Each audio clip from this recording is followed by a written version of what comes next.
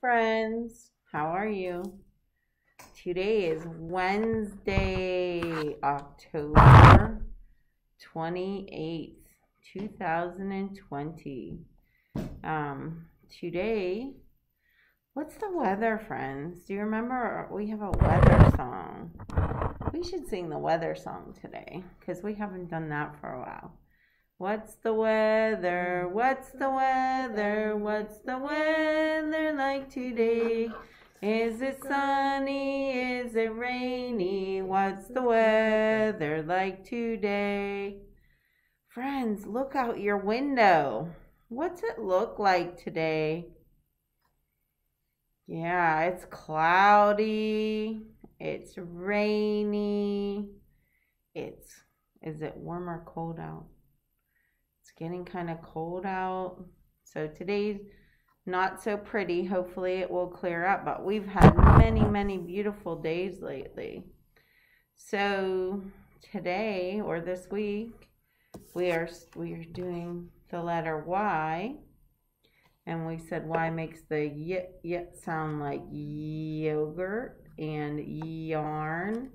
Miss Chi made a craft yesterday. It was the letter Y, and it was yellow, and it had yarn on it. So it had two Y words. We are still talking about pets. We are still voting. Here's our new friend. He's doing good. So most of my friends have voted already. And we are keeping our votes on here right now. Remember, we called these tally marks, these lines that go down that help us count the number of votes. So we have Flame, Ruby, and Mr. Incredible are the names we're voting on. Can you tell which name has the most votes right now? Yep, it's Flame. We had 5 tally marks. Can you count our lines? 1. Can you point to them, Miss Chi? I can't reach. 1, 2, 3, 4. And then the 5 we do diagonal slash. Those are tally marks. So that's 5 votes. So we wrote the number 5 beside it. That Ruby had how many votes? Let's count the tally marks. 1, 2, 3, 4. Ruby has 4 votes, and Mr. Incredible has 1, 2 votes. So which one has the most votes? Flame. Which one has the least amount of votes? That means the fewest amount of people voted is Mr. Incredible. But Ruby and Flame are very close. There's only one person more that voted. So we have a couple more friends that if you're going to vote, please vote by Friday or we're picking the name. All right, friends. So we're talking about pets. Yesterday we talked about animals that have teeth and animals that don't. We said that not all pets have teeth. We talked about turtles not having teeth and birds not having teeth, and they swallow their food whole. But our friend here, our fish that is not named yet, he does have teeth, which I was surprised because I can't see them. But when I looked him up, he had teeth, and he eats fish food every day. So how many times a day do you think we feed our fish?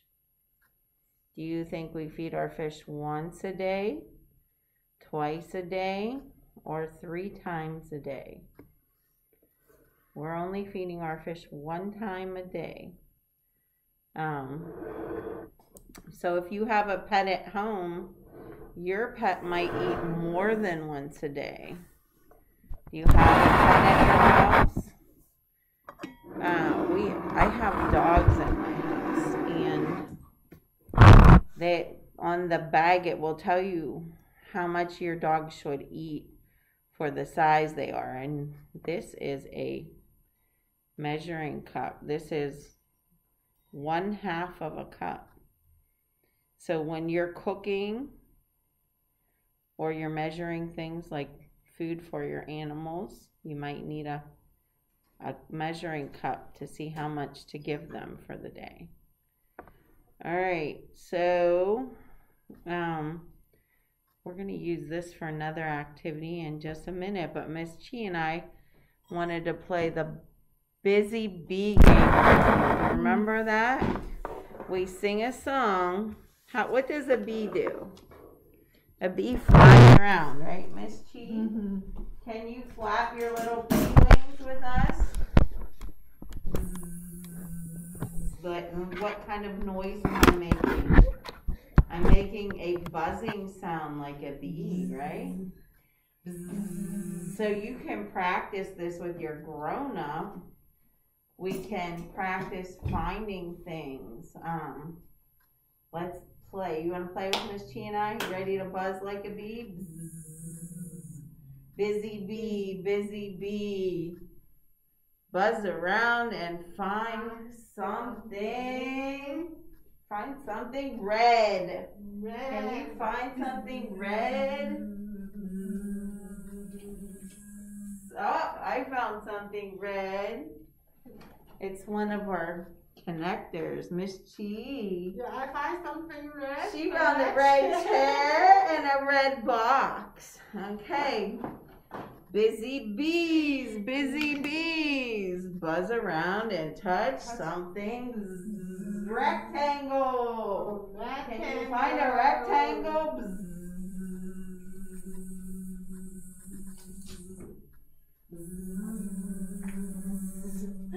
I found a book. I found a book. Miss Chi has her dry erase board. All right, friends.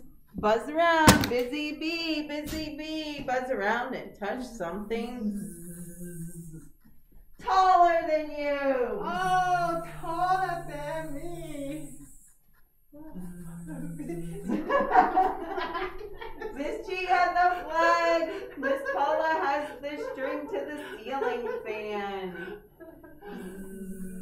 Busy bee, buzz around and find something that begins with the letter T. Can you find something with a T, Miss Chi? T. Let me see.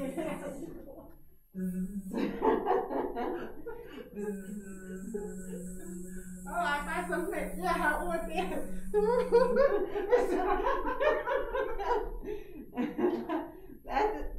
Oh, good job. I found a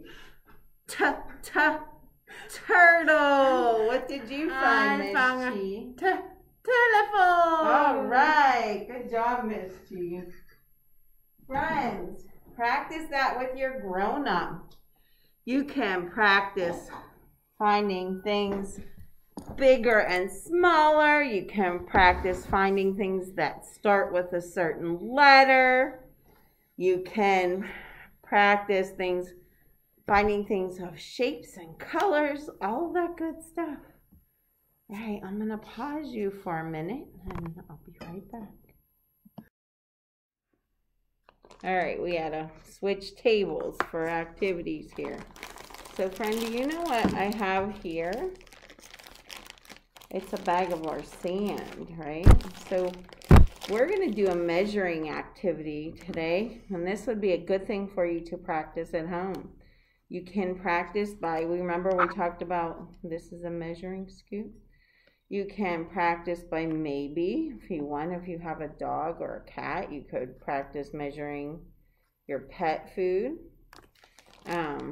You could use sand, you could use water, you can use, if you have anything at home like flour or rice or anything that your grown-ups will let you practice measuring. What we want to do is see if we can tell which containers hold more or less, or which containers hold the same.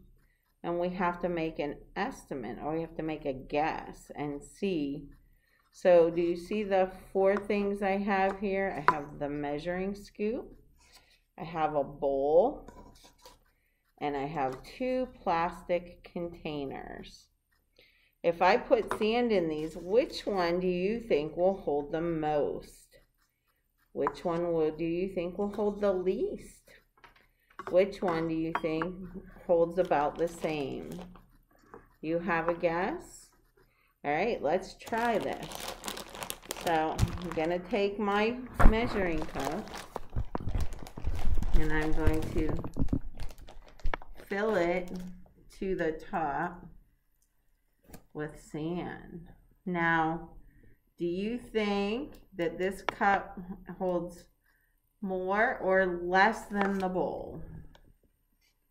Let's put it in the bowl. Yep. So did it fill the bowl? No. So the bowl takes more than a scoop. So we're going to say the bowl holds more than the scoop. How about the cup?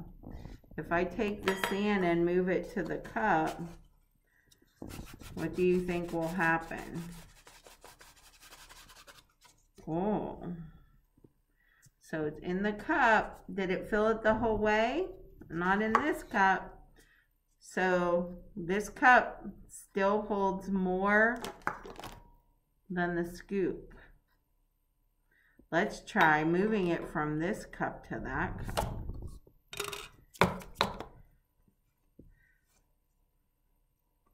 Do you think this cup and this cup hold about the same?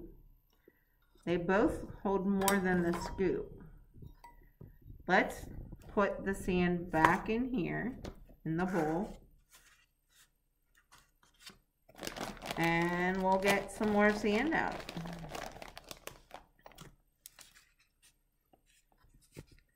Now my bowl's about full, maybe a little bit more.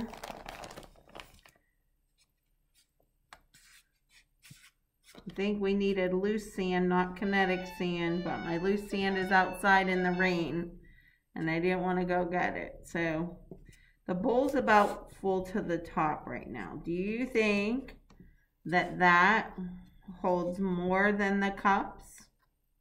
It was a little bit more than 2 scoops, 2 half cups of sand. So let's see. If I put it in here. Uh-oh. Can I get all the sand in? No, I cannot get all the sand in. So what do you think, friends? Which thing holds more? The bowl holds way more than this cup, huh? Let's try to measure it in here. Will it all fit in there? No.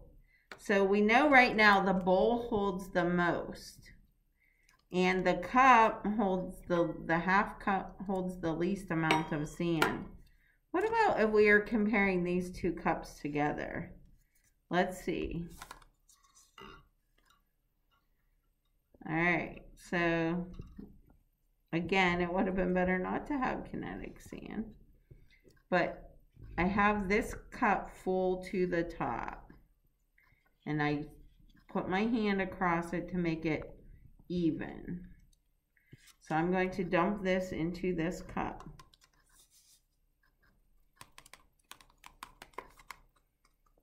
Oh, what do you think, Miss Chi? I think this cup is just a little bit bigger than this cup. It holds just a little bit more. So if we're putting them in order, the bowl holds the most. Then this cup holds the next. And then this cup is almost the same, but just a little bit. It's taller. Look at these 2. This one's a little bit taller than this cup. But this cup's a little bit wider than this cup. And this cup holds more than this cup. All right. So practice measuring. Practice guessing at home. What do you think holds more What do you think holds less? Can you find containers that hold the same amount? And you can try measuring different items. All right, Miss Chi has a book for you. Remember, if you've been in our class, we've read these. We get them every few weeks. Yeah. Hi, friends. Look at the pictures. Look at this little guy. What's he's holding? Yeah, a pumpkin. I know most of you went to the pumpkin patch last week, right? Did you pick a pumpkin? Has a bumpy shell. Look. You see the shelves is bumpy. That means when you touch it, it doesn't feel smooth. Did you pick a pumpkin? Orange or blue or white? Look at the pumpkins. There's different color. Orange. Oh, it's yellow. Blue and white. Did you pick a pumpkin has a deep rib like this one? Wow, look at this picture. He picked a huge pumpkin like this bigger than him. Did you pick a pumpkin like a lotus? No. Okay, Missy, I'm going to sing a song with you, a pumpkin song with you, huh? Pumpkin, pumpkin on the ground, how'd you get so big and round? Planted seed, a seed so small, now you are a great big ball. Pumpkin, pumpkin on the ground, how'd you get so big and round? Very nice. I like the song, Miss Chi. Oh, thank you. That's fun. You should practice that one at home. So our book, our story, to get a different type of book than we usually read. This is still the front cover. This is still the title. It's called Sand Dwellers from Desert to Sea. And this is by Clarissa Martinez and Aaron Seagraves. So, what do you notice about this book? Are these drawings or are these real pictures? These are real pictures. This is called a non-fiction book. That means it's real. The things that you see in here, they're real pictures. It's real information. Most of the stories that we read in our class are fiction books. That means they're not real. A lot of times you can tell it's fiction because it couldn't really happen. They're often silly. We read a lot of Eric Carle in our room, and a lot of fiction stories. So this is nonfiction, so it gives you information about the animals or whatever topic you're reading about. This is called Sand Dwellers. I picked it because obviously we were measuring sand, and because it has animals in it. And some of these can be pets. We have a tortoise in here. A tortoise is a name for a certain type of turtle, right?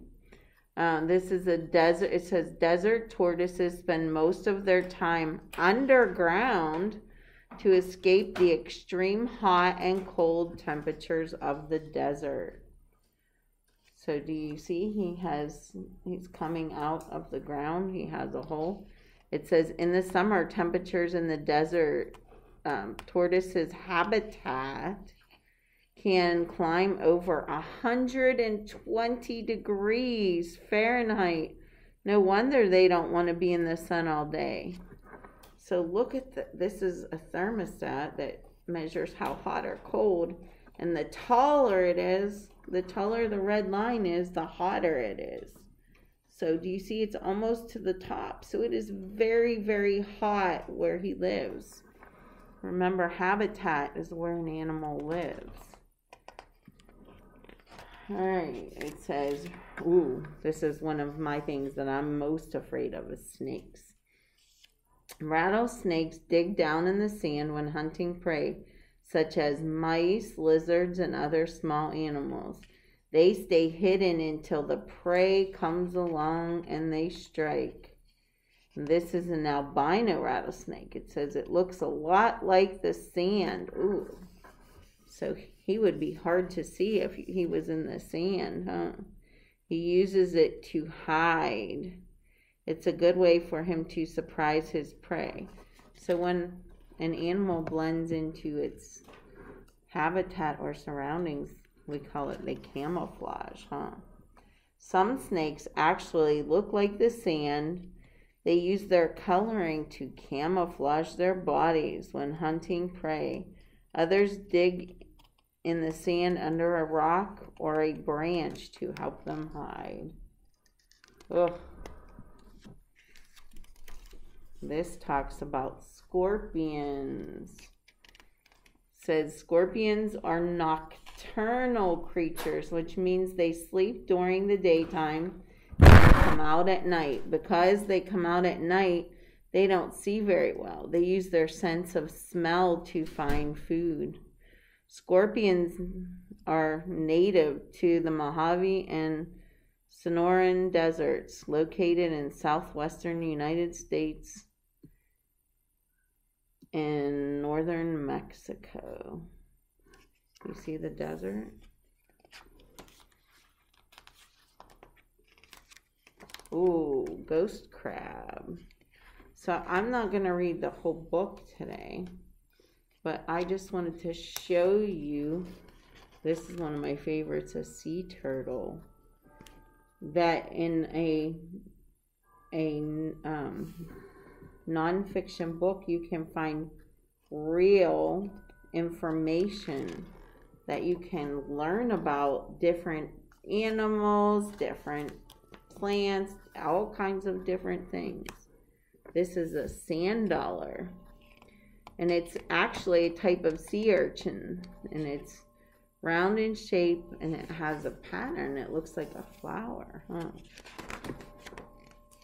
This is a flounder. This is a type of fish that adapted to life on the sandy bottom of the ocean floor. So if you go to a big aquarium, I think the zoo has these, they lay on top of the sand on the bottom of the ocean. You see, they blend in or camouflage with the sand on the bottom of the ocean floor. Here's some information about hermit crabs, which we just read about last week. It says hermit crabs make their homes by moving into other animals' shells. Their bodies are soft. Their shells protect them. All right, so do you have any nonfiction books at your house? They're very good to read. All right, friends. I will talk to you later. Have a wonderful day. Bye.